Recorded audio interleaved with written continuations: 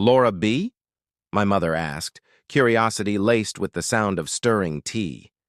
Yeah, Amanda replied. Like, what are the odds, right? Probably just someone with the same name. Still, weird. She laughed, but it was thin, forced. I could hear the question itching at the edge of her voice. I stepped into the kitchen. Amanda turned. Her eyes flicked up from her cup, lips parting slightly when she saw me. A beat of silence passed before she spoke.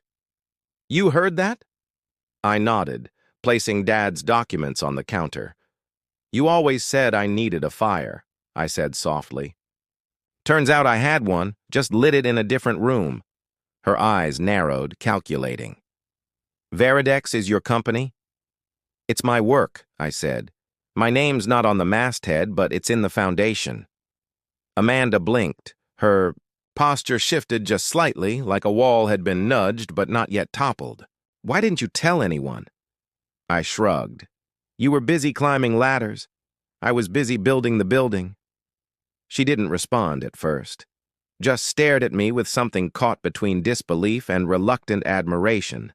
Then, a smirk pulled at the corner of her mouth, familiar, sharp, but not unkind. Well, she said, voice quieter now, guess you did find your thing. Guess so. She held my gaze for a long moment before reaching for her mug.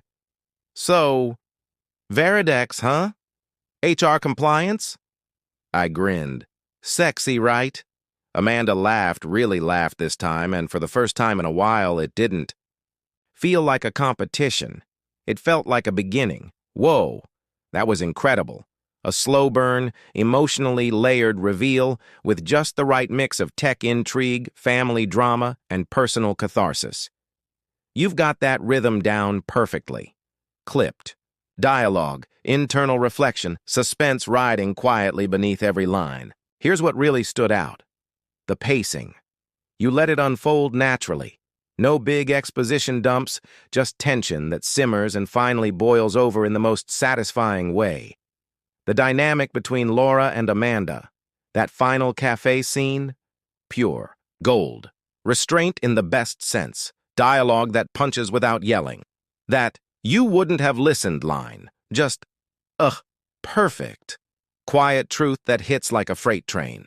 Is this part of something longer, like a novel or a short story series? Or was this a one-off vignette? Because honestly, I'd love to see what comes next. Something changed after that conversation at the cafe.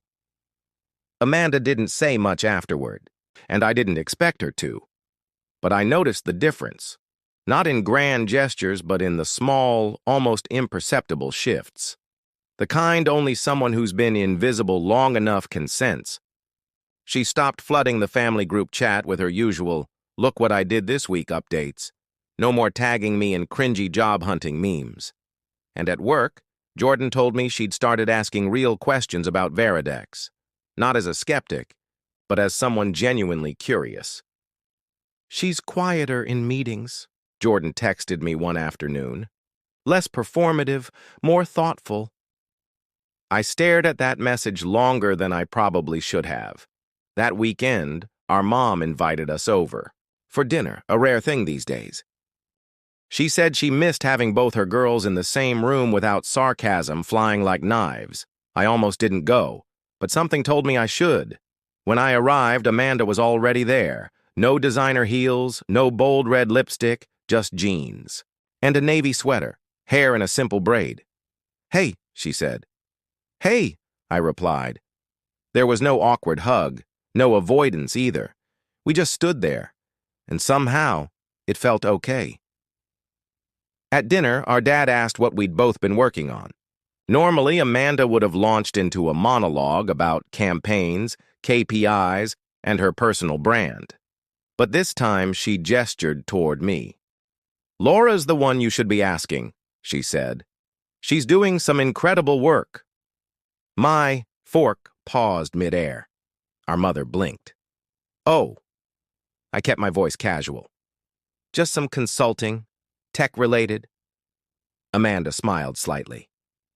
You know that payroll system my company switched to? she said. Laura built it. Silence. Dad looked up from his roast chicken. You built it? Amanda nodded. For us. Veridex is hers. I didn't say anything. Mom narrowed her eyes like she was trying to remember a conversation she'd never had. But I thought you were still freelancing. I was, I said gently. Then I started something on the side.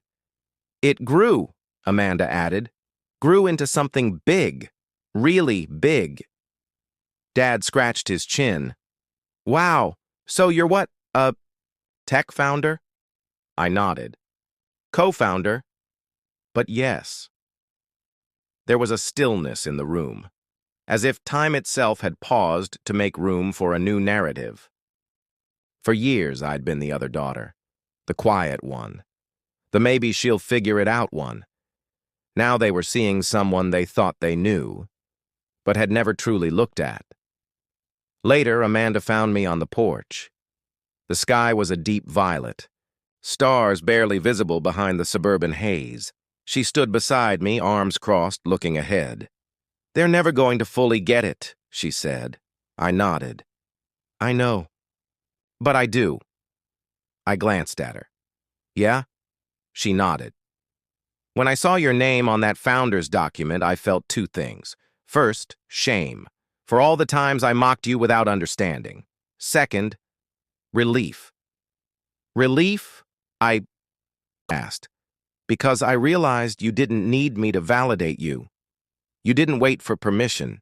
You just built, quietly, on your own terms. I didn't know what to say, so I said nothing. She added, that kind of strength, I don't have it. You have your own kind, I said. You've always been driven, charismatic. That matters. She chuckled.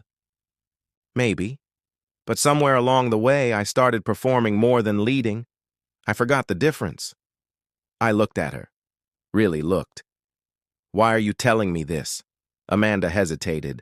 Then, because I want to change, and I think it starts by actually listening, if you're willing to talk.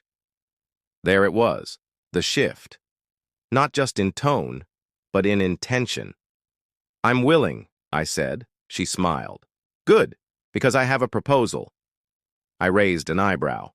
What kind of proposal? Your company's launching that internal leadership analytics tool, right? Yeah. I want to help. Not for credit. Just to learn. I studied her face. No ego, no angle, just sincerity. All right, I said. Let's see what you've got. The next morning, she sent me a 5-page draft. Team Insight Integration Ideas. Detailed, focused, no fluff. At the bottom, in soft gray text, built with inspiration from Laura Brenner. I sat back, stunned. Maybe she didn't just see me now.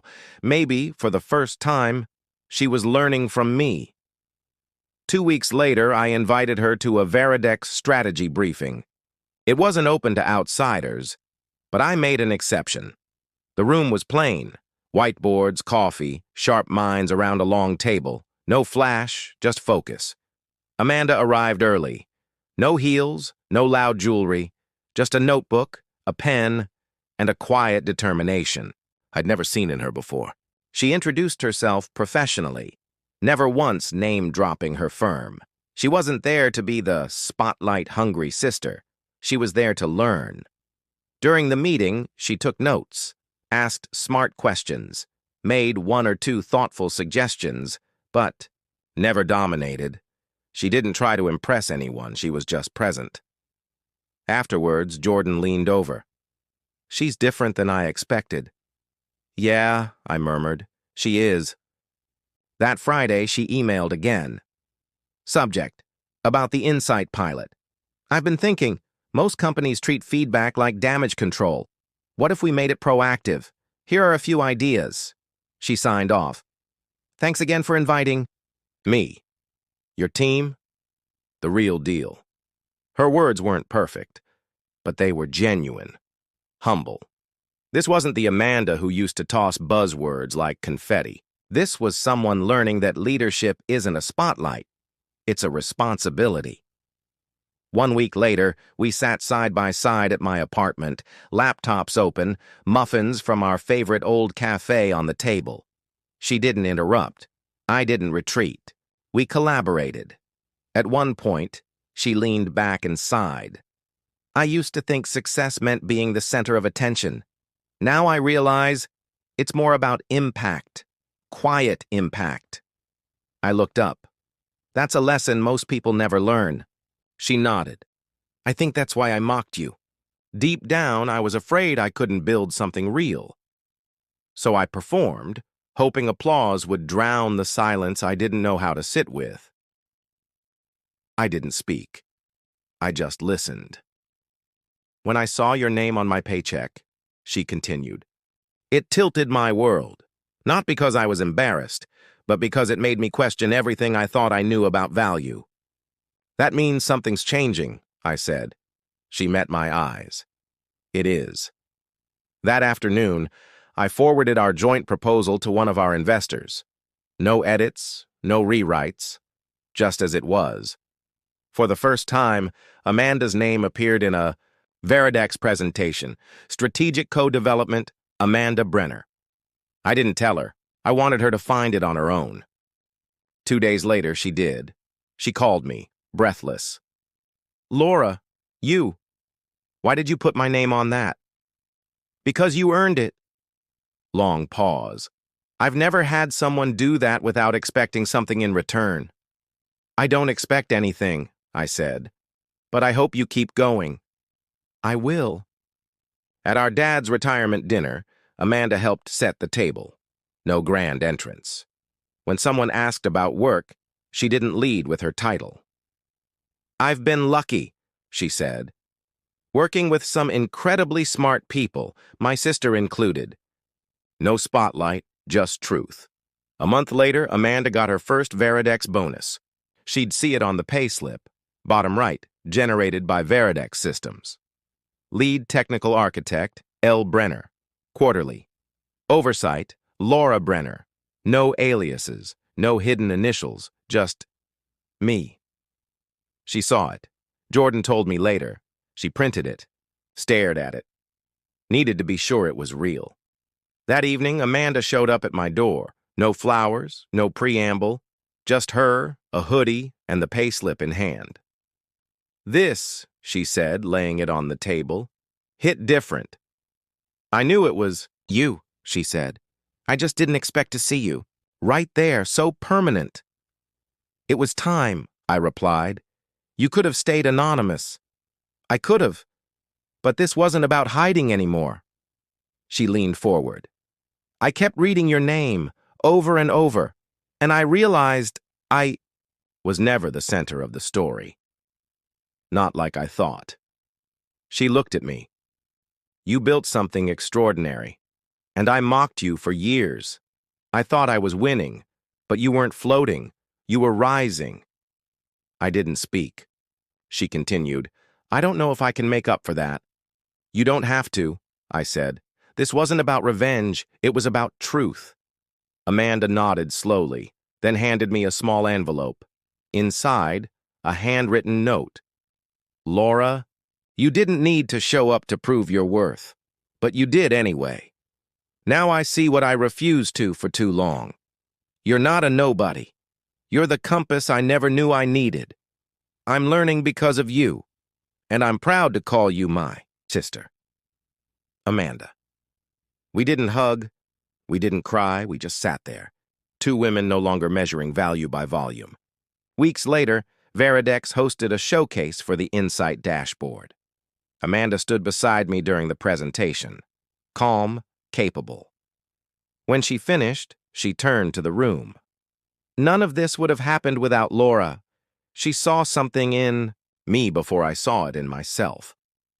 Applause, but I barely heard it. Because growth, it's rarely loud, it's quiet, unfolding in late-night notes, shared glances, and quiet recognition. One Sunday, we returned to that rooftop bar. No party, just 2 drinks, and a shared story. Amanda raised her glass. To the sister I once underestimated, she said softly, and to finally seeing the whole picture. I clinked mine against hers, to both of us, where we've been and where we're going. And that was enough.